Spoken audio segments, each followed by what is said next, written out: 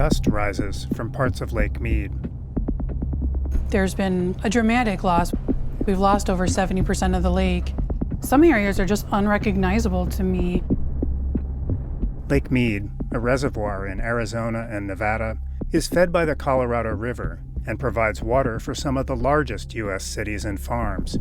It has become the most visible symbol of a looming environmental disaster faced by western states. Here at Hoover Dam, it's easy to see just how low the water levels have reached after 23 years of drought. The top of the white ring is where water once reached during plentiful water years. Now the water level has dropped almost to the point where it would no longer be able to pass through the dam to the tens of millions of people who depend on it. The Colorado River begins as snowmelt in the Rocky Mountains and flows over 2,000 kilometers through 7 U.S. states and 2 Mexican states to the Gulf of California. In addition to Hoover Dam, there is a second massive dam and reservoir at Glen Canyon. A system of aqueducts and pipes delivers water throughout the Southwest, allowing cities like Los Angeles, Phoenix, and Las Vegas to grow, and agriculture to flourish in the desert.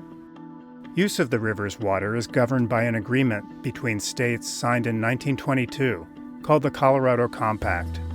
States along the river are grouped into an upper and lower basin, with each allocated the same amount of water per year, 7.5 million acre-feet. An acre-foot is the amount of water it takes to fill a 1-acre area to a depth of 1 foot. A later treaty promised 1.5 million acre-feet to Mexico, but the compact had a fatal flaw. It overestimated the amount of water that would be available each year. They allocated more water even than they had at that time. During the 20th century, all that water wasn't being used because the people, all of the states, the 7 states, did not have the ability to take that water and use it.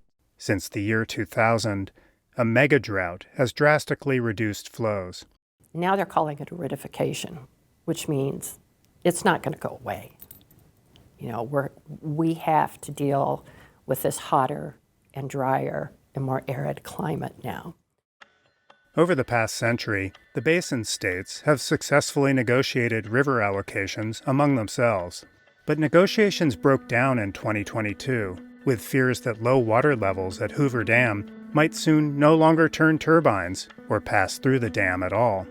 The federal government signaled that it was preparing to intercede and manage the crisis. In the Colorado River Basin, more conservation and demand management are needed, in addition to the actions already underway. In May of 2023, the basin states ultimately agreed to the government's demand to begin conserving nearly 1/3 of the average annual flow. Will the cuts be taken mostly by cities that continue to sprawl despite the worsening crisis, or by farmers who currently use 80% of the water?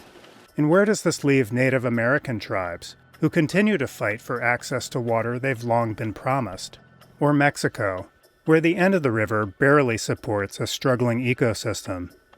In the parched landscape of the Southwest, the struggle over a dwindling Colorado River promises a future of complex negotiation and adaptation.